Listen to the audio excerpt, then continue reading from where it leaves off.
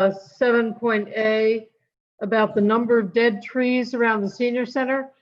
Yes, Is it really 29, Mark? it is. Yes, that's correct. Okay, that was my only question. Okay. Any other questions on the minutes?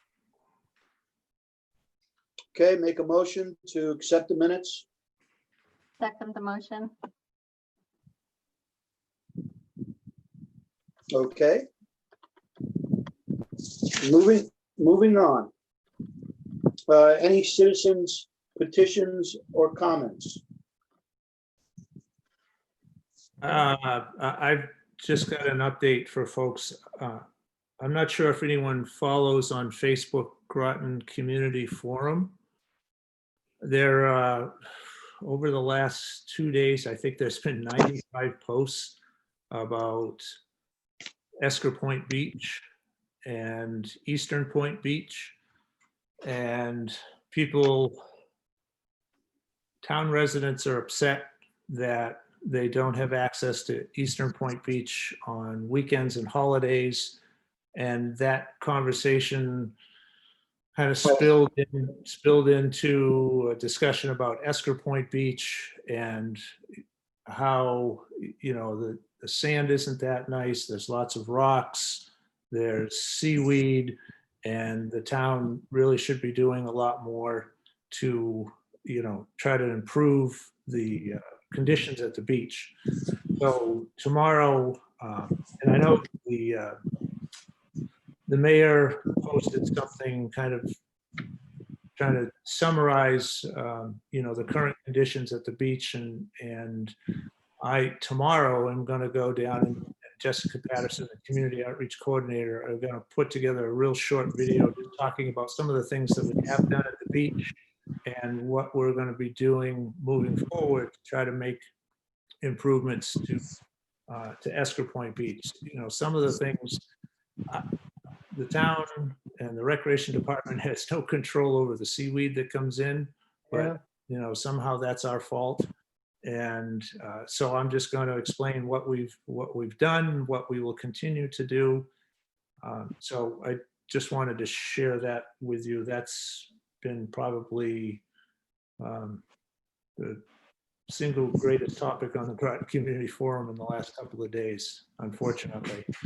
We're probably looking for someone to go out there with like a tractor or something and scoop the seaweed off. I don't know what it's like down there, but I know this is something they're doing at other beaches.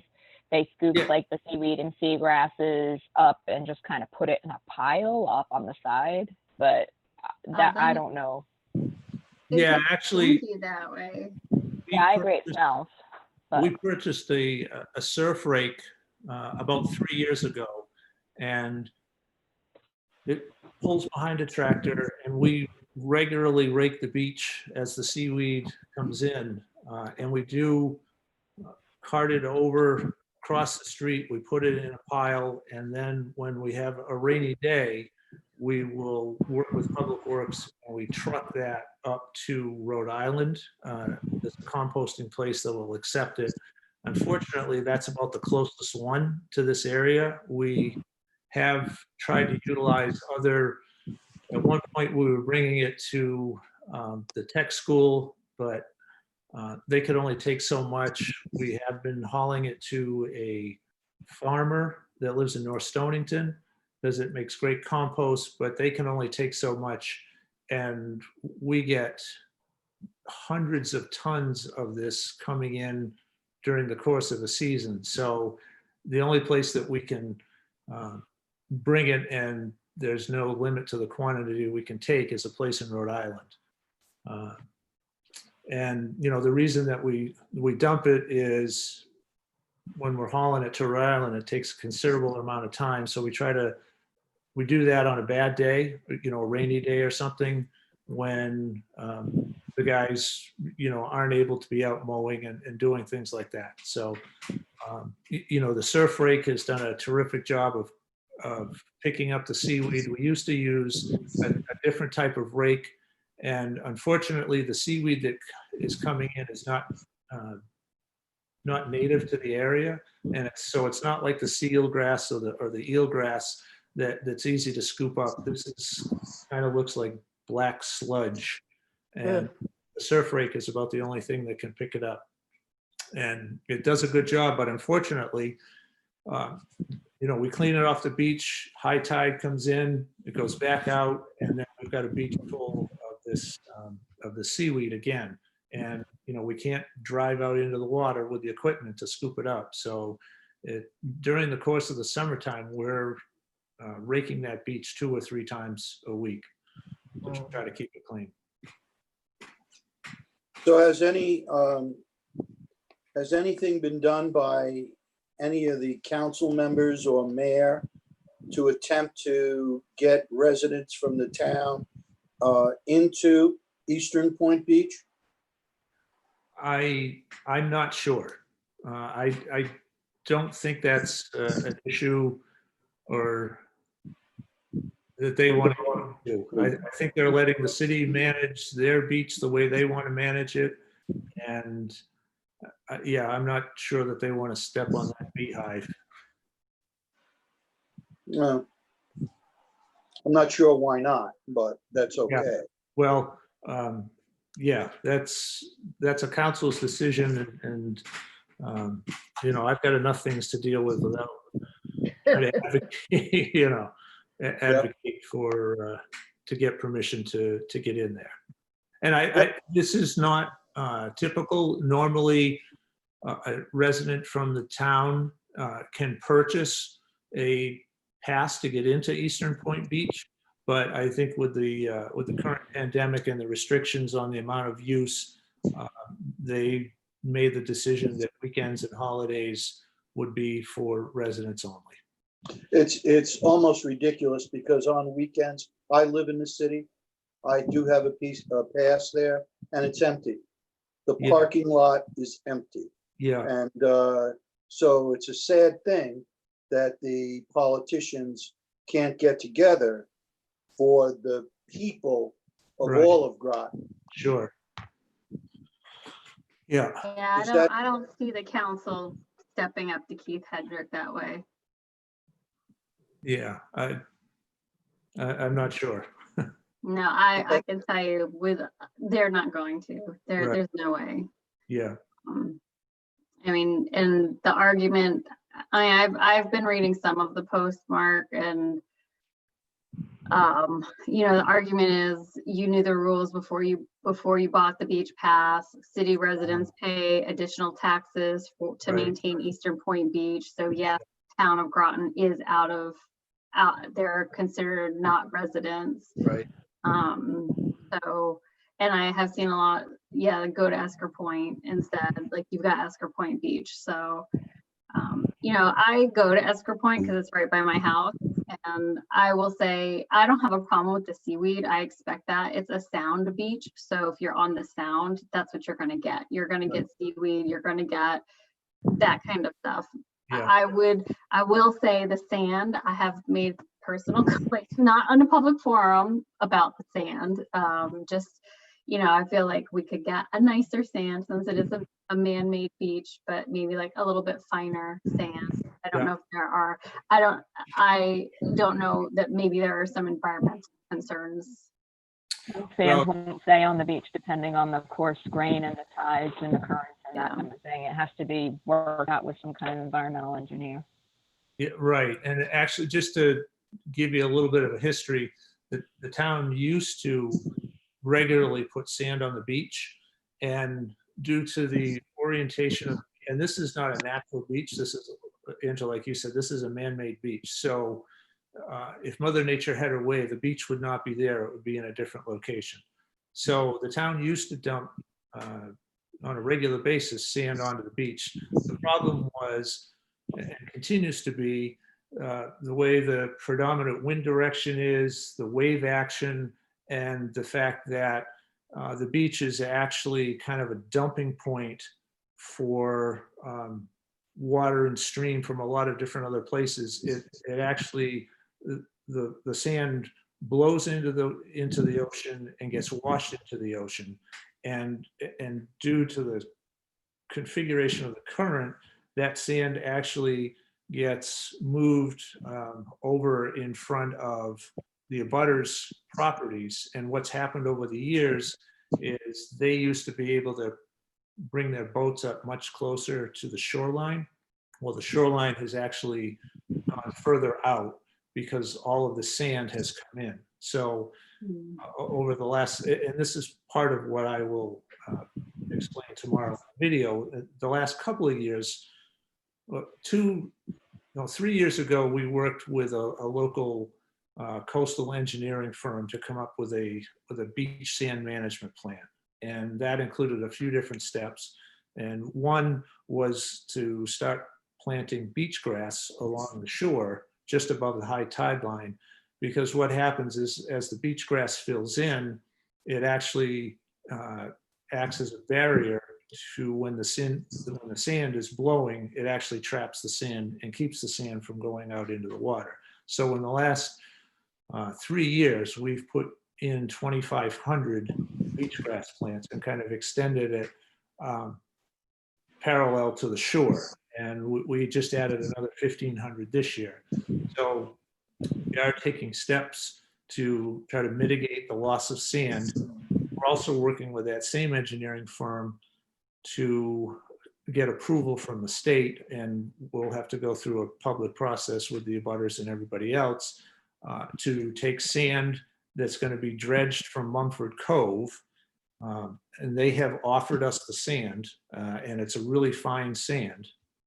And they estimate that there will be enough sand from the dredging, because they did one dredging a year ago. They weren't able to do it this winter. The plan is to do it next winter, but the estimates are that we'll be able to put, I think, like 6 to 9 inches of this really nice sand on top of what exists now.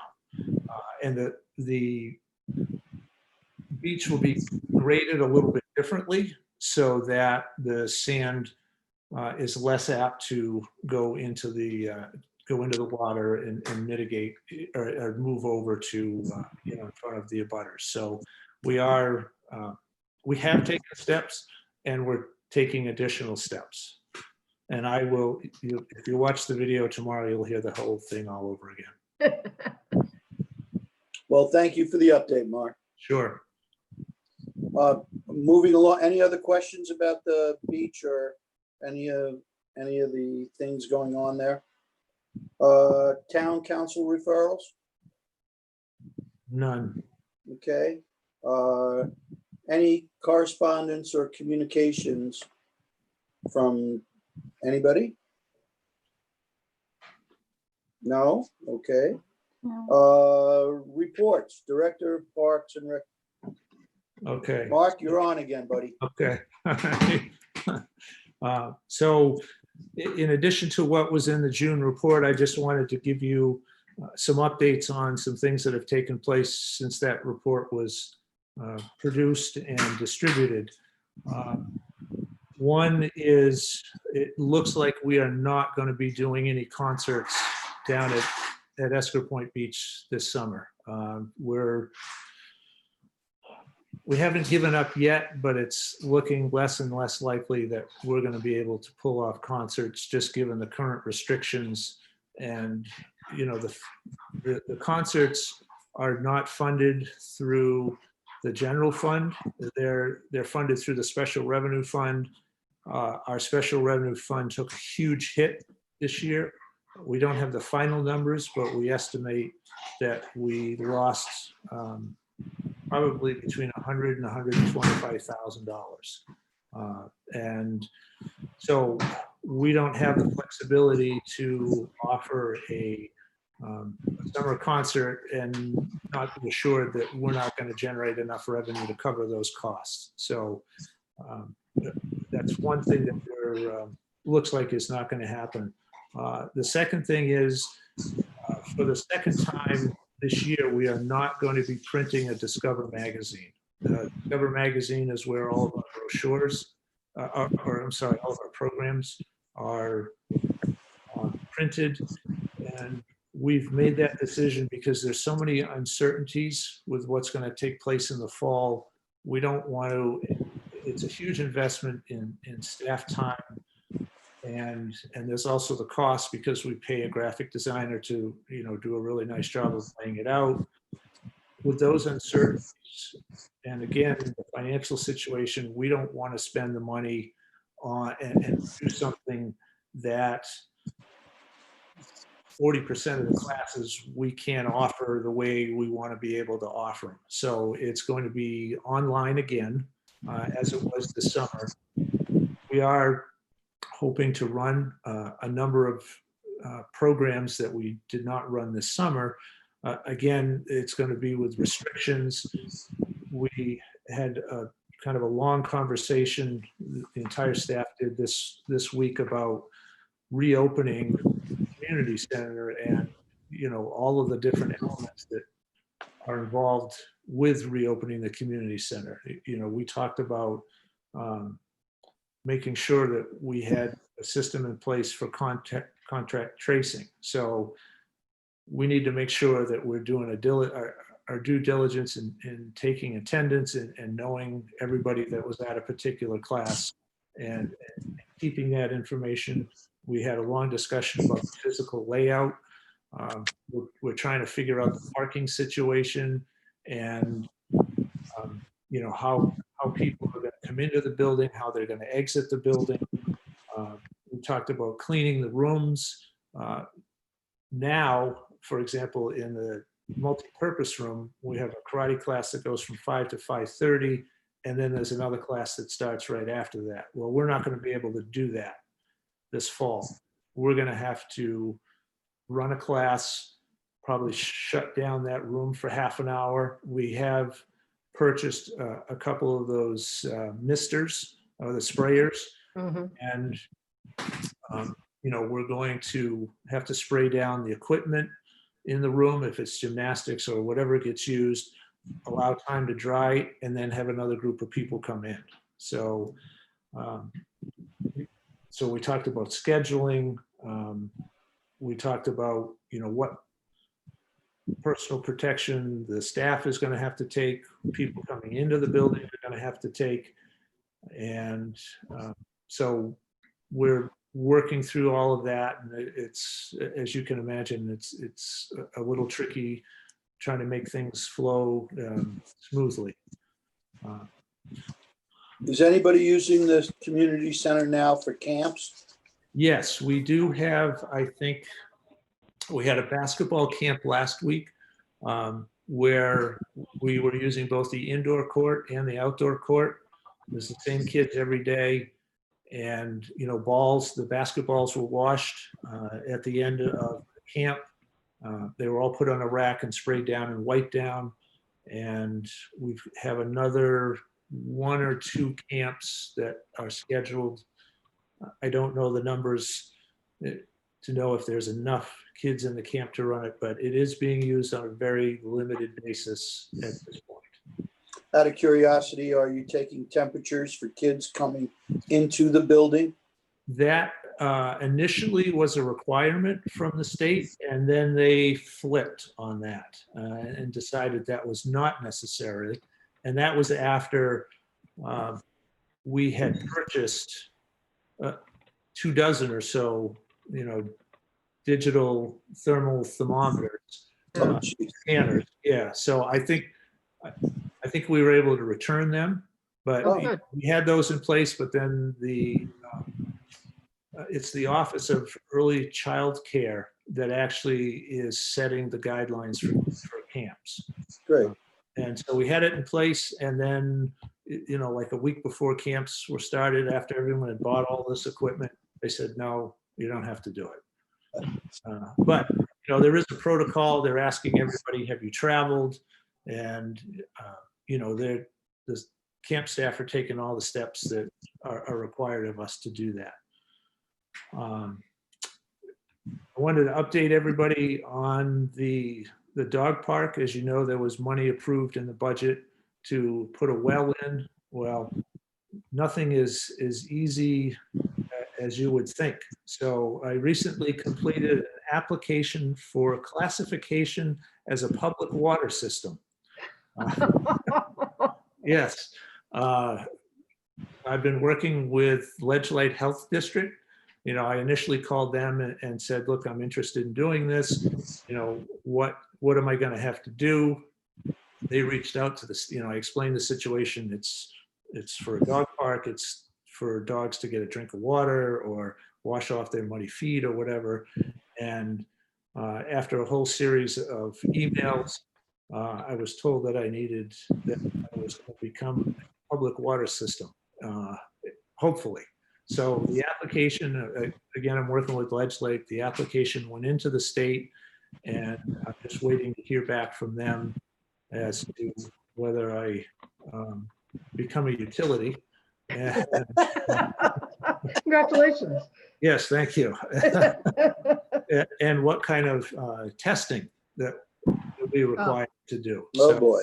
Yes, so I will, I'll keep you up to date on that.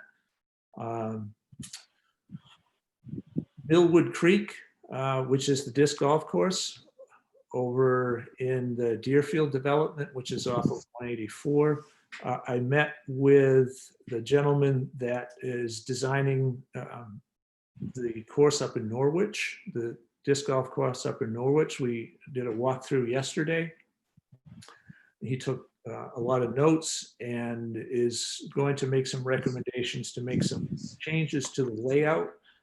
He had some concerns about the layout of the course because in different places, people would be throwing a disc and other people would be crossing, and you know, that's just not a safe situation. So he's going to be sending me the revised plans. I have to get an administrative site plan approval from the planning department.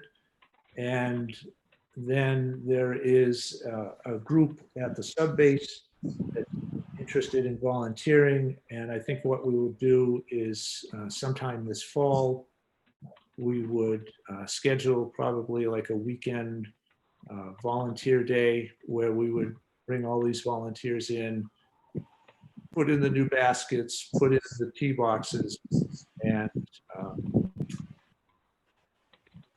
you know, upgrade the disc golf course. This is a course that was built on town property without permission from the town. Somebody, a group of people that lived in the neighborhood were, you know, enjoyed disc golf, and I think it started out as 1 or 2 holes, and then ended up being 20 holes. And it's a really unique course. There's quite a change in elevation and some really interesting outcropping. So when it's done, I think it will draw people to that area or to that course because there are not a lot of courses in Southeast Connecticut, and disc golf is a pretty popular sport. Mark, where is it located? It is at the intersection of Fox Run Lane and Heather Glen. It's between 160 and 186 Heather Glen Lane. Route 1, or that whole development is off of 184. If you were headed towards Stonington and North Stonington, it's on the left-hand side. There's a condo apartment development on the left-hand side. I'm not sure the name of it. Fran's pretty familiar with that because I think you live up in that area, right? Yeah, it's around the corner from me. It's I think it's called the Haley Brook. If you know where the Haley Brook Market is with the gas station, I think it's a Gulf gas station now, and the pizza place and the market and everything. It's in the development that is kind of right connecting Pumpkin Hill Road and 184. Yeah, exactly. Right in there. Yep. Yeah.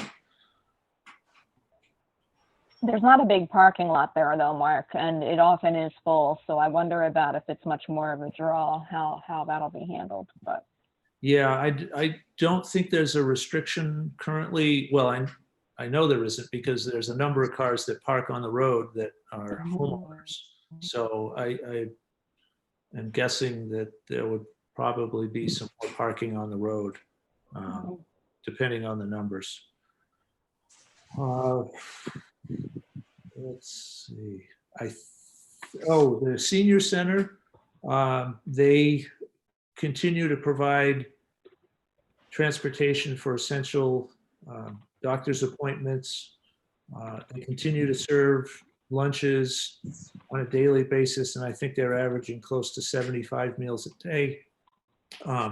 They're doing some programming online, and they just 2 weeks ago started a Tai Chi class where they're holding the class out in the hockey rink just outside, and I think they have 19 people signed up. So it's kind of, and it's Wednesday morning. So this morning I was over there. It was kind of neat to see all these people doing their moves out in the hockey rink. And I think people are excited that and it's all seniors, that they are excited to have the opportunity to see some of their friends that they haven't seen in a few months. That's nice. So the senior center, they're planning on reopening at the end of August. Again, limited capacity. It will be a phased process, and it probably won't be fully open. And again, this is all dependent on what happens, in Connecticut and in other places. I don't suspect that it will be fully open probably until sometime late October or November,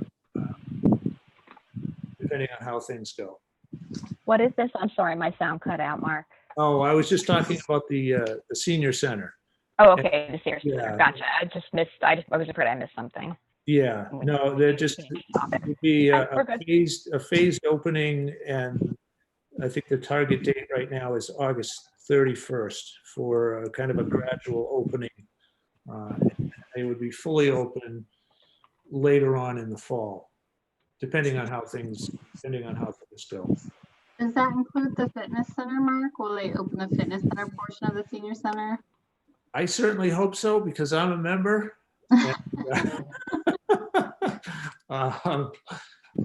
Yeah, that actually, there's been a lot of discussion about how exactly to handle the fitness center, and what they can do to ensure that everybody is safe. So I'm not sure about the fitness center.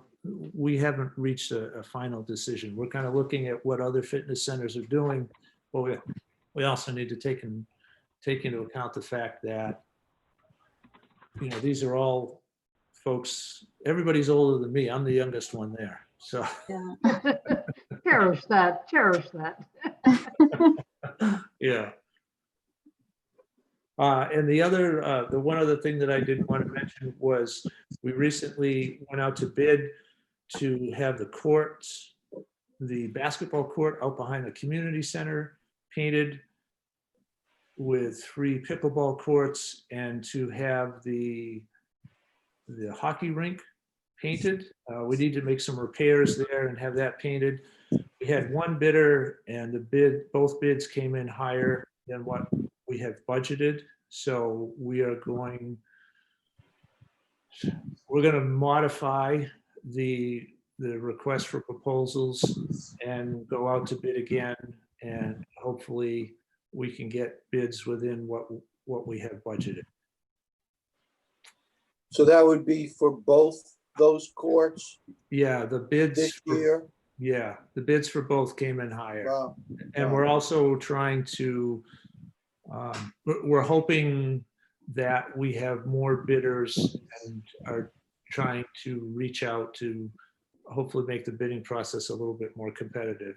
And we did target some specific vendors the first time around, and we only had one bidder. So we're going to, like I said, we're going to modify the RFP a little bit, and hope that draws a little bit more interest and some more competitive pricing.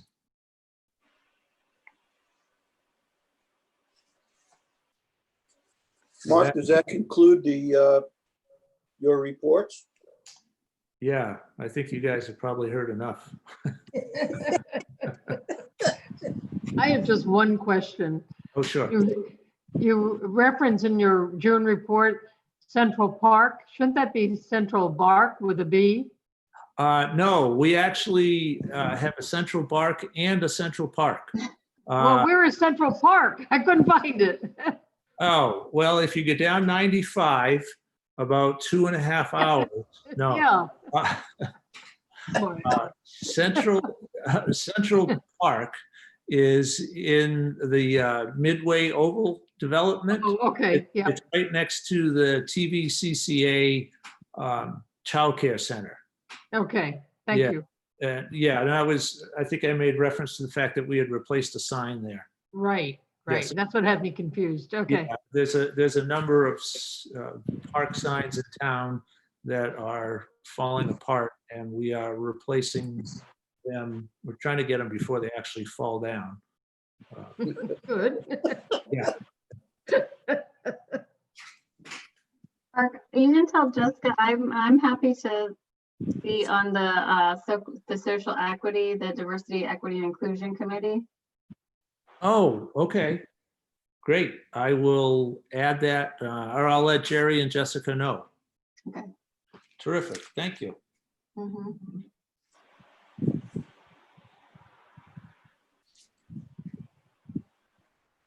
So yes, that concludes my report now. Okay, golf course. Okay. Not So. getting away that easy, Mark. Yeah. So I provided a couple of different sheets to everybody. The monthly revenue report. Yep. For June. We had a terrific June, probably one of our best evers, as a follow-up to May, which was one of our best ever. And July has started off with a bang also. Great. I was over at the golf course yesterday and again today, and they are sold out of tee times, I think, right through Sunday. And it's like this just every single day, even during the middle of the week. And Well, it couldn't happen at a better time. yeah. And so the final numbers, I did provide a expense and a revenue report. And if you look at it, you'll say, well, it looks like your expenses were greater than your revenue. So the revenue doesn't get recorded in the report that I printed and provided to you until like the third week of the following month. So, right now it looks like we lost money, but in fact, we're estimating that we're going to be putting in fund balance probably close to $100,000 this year. Wonderful. Yeah, so this is helping, considering last year we had such a bad year. And we did just complete the Connecticut Senior Open. They played at Shenecosset on Monday and Tuesday. It finished up yesterday, and there was 172 players. And feedback from all the players was that the course was in great condition. And I know the staff spends a lot of time the week before.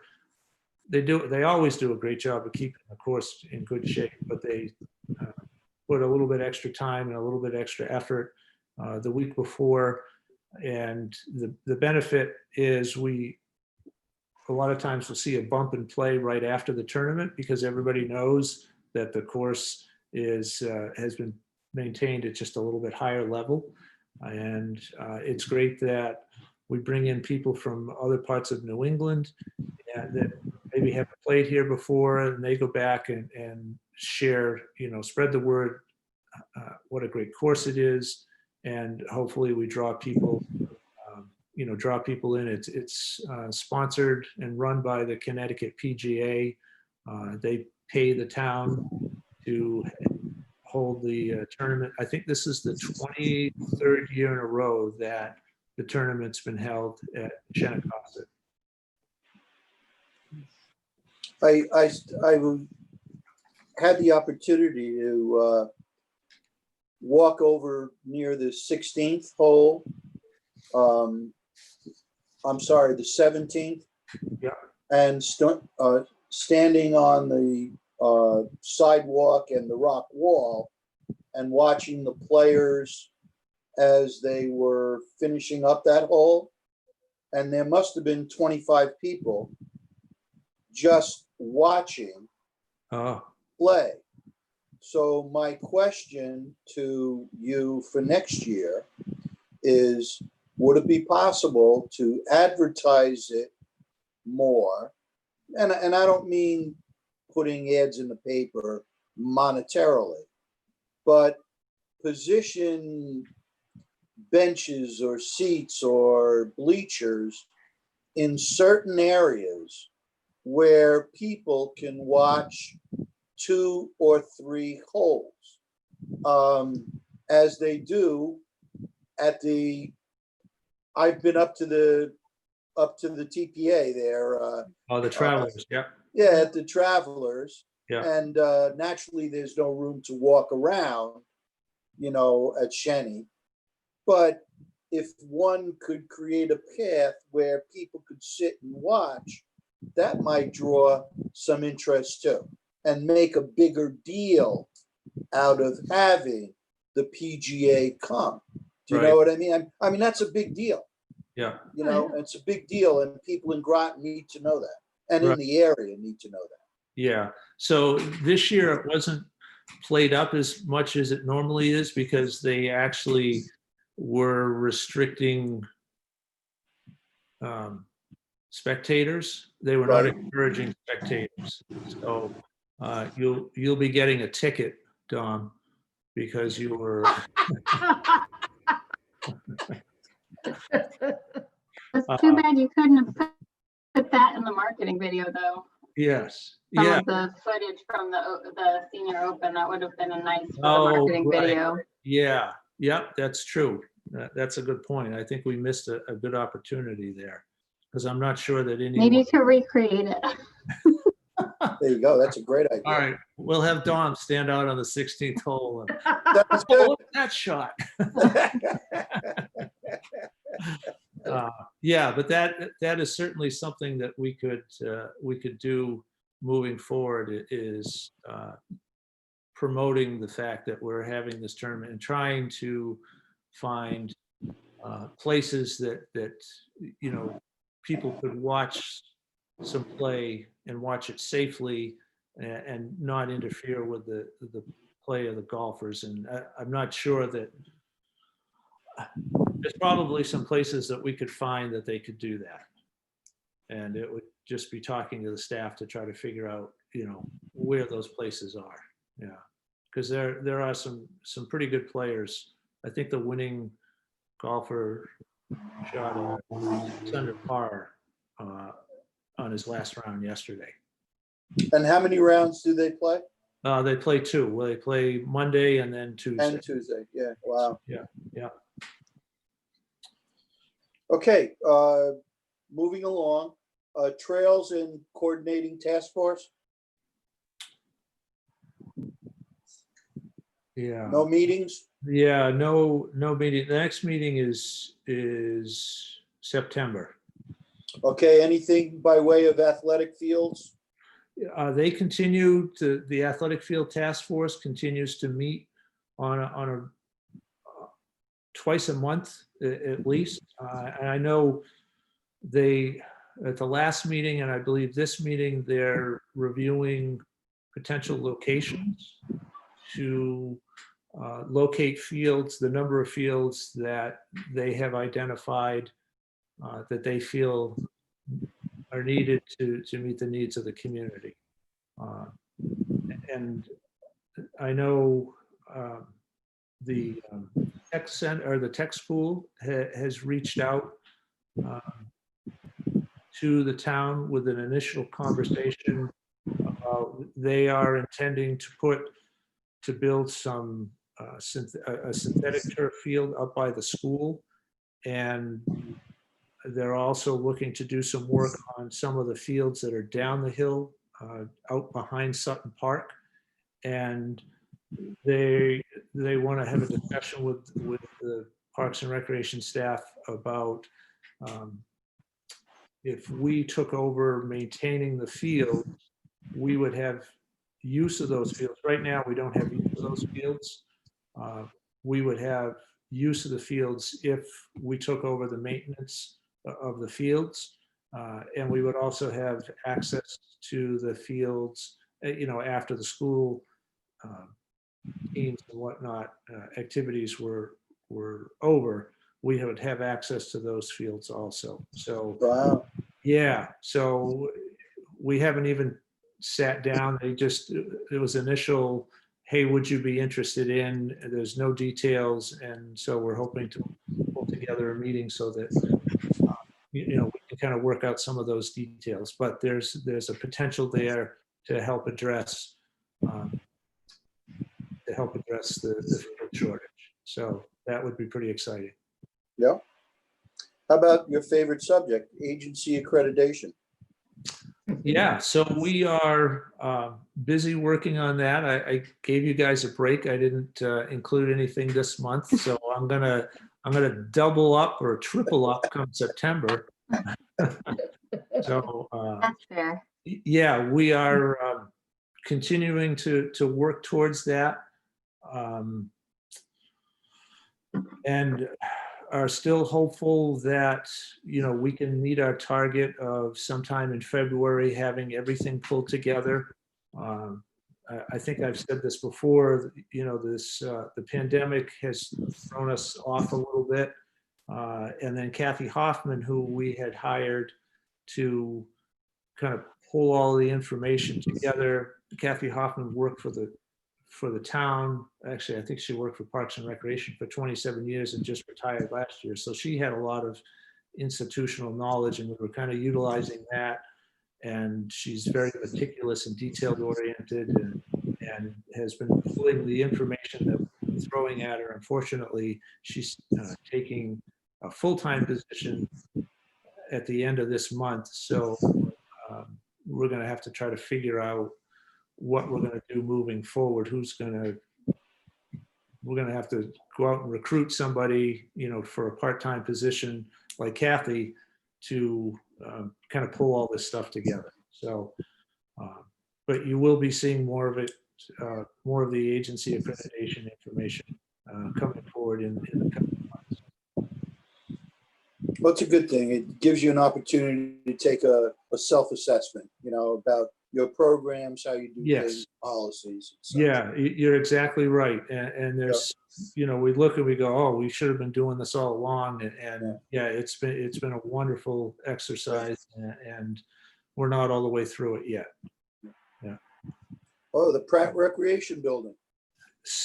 Yes. So we had, remember there was two segments to the survey. There was the invitation portion, and then there was the online open to anybody portion. We have 386 respondents to the invitation only survey, which is a really good number, because 381 out of a community of 40,000 makes it statistically valid to 95. It's plus or minus 5%. So we're at that 95th percentile, which is a good number. Yeah, so we're really excited about that. The survey closed, what's today? About a week and a half ago, and we had 170 online surveys completed. So what's happening right now is RRC Associates, who is the consulting firm that is doing the needs assessment, they're crunching all the numbers. They're going to finish that up this week. That's going to Greenplay, which is the principal consultant. They've reviewed it. They're going to send it to us. And then we are going to have a meeting with both RRC, Greenplay, our staff, and I wanted to invite the commission to Zoom in on the meeting if you're interested in hearing the results. So as soon as I have a date, I will let you know.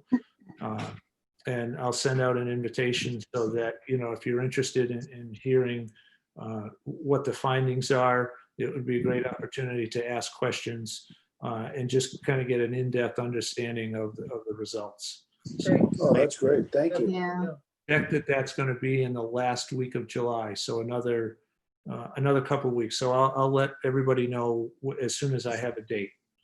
It will likely be during the day, so I don't know how that will impact everybody, but it might be worth an hour or so of your time just to hear what the results are.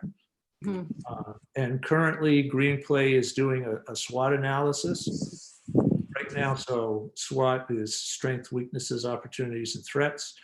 They're looking at gaps in service, and they're not looking just within our department. They're looking within an area that we serve. So they're looking at what the YMCA is doing, what private recreation facilities are doing, like the Sandbox, which is an indoor volleyball facility that was built, I think, last year. So they're looking at opportunities, they're looking at gaps in services, they're looking at saturation, and they're also looking at what our department's doing.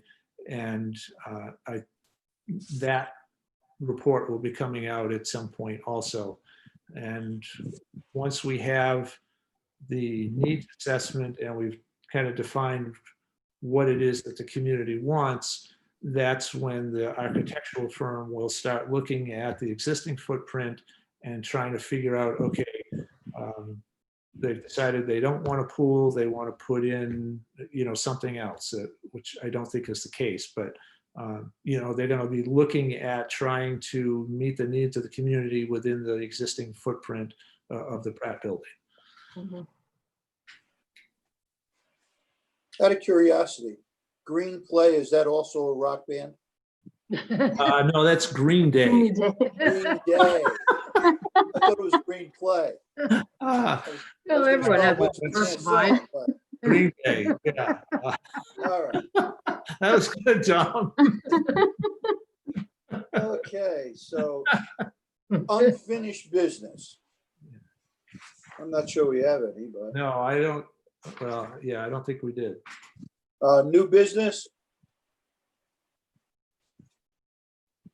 Next meeting, I think it's September September, right? 15th. Yes. Yes. Yeah, we're taking August off so that I can go on vacation. Is it Well- I have the 9th. Oh, is it the 9th? Okay, thank you. That's what I have, yeah. Okay. September 9th. Thank you. Yep. Okay, would someone like to make a motion to adjourn the meeting, please? I'll make a motion to adjourn the meeting.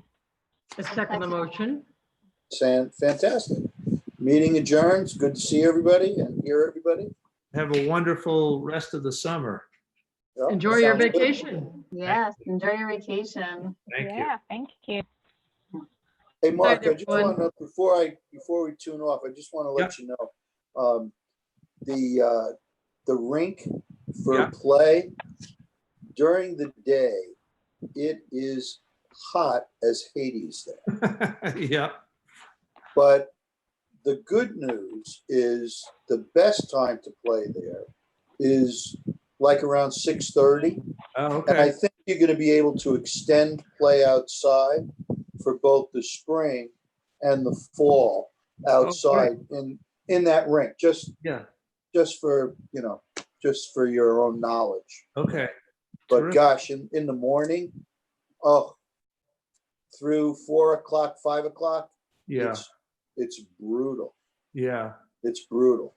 I know As a result, we've been playing at Farquhar every day. Oh, okay. Okay. The temperature difference is amazing. Really? Now, Amazing. I mean, Farquhar, there are some trees, but I wouldn't call it shaded. We played there. we play there every day, but on Monday we were playing. We went up to Farquhar, and there were a group of tennis players, and we had 8 or 10 people. Yeah. So we said, rather than wait, Yeah. let's go down to the rink. Right. Oh my God, it was at minimum of 10 degrees hotter. Really. It was brutal, Huh. brutal. Well, I know the Tai Chi class, they start at 8 and they're done by 9 o'clock. Right. So Well, I they're, noticed that they put marks down on with like chalk or something. yes, yes, It looks for spacing, which, Yeah. yeah, I was wondering who did that. And I thought it might have been the inline skaters or something. But yeah. it's good to see that people are using the rink. It That's is, great. yes. Yeah, Yeah, yeah, that's great. yeah. So anyhow, I'll let you go and have dinner now. Okay. Good night. Have All a right. good Good day. night. everyone. Good Take night, care. everyone. Bye. Enjoy the summer. Bye-bye.